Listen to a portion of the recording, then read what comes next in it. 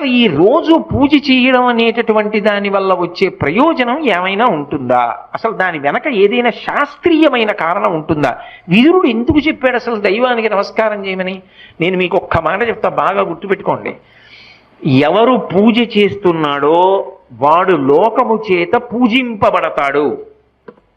నేనన్న మాట బాగా పట్టుకున్నారా?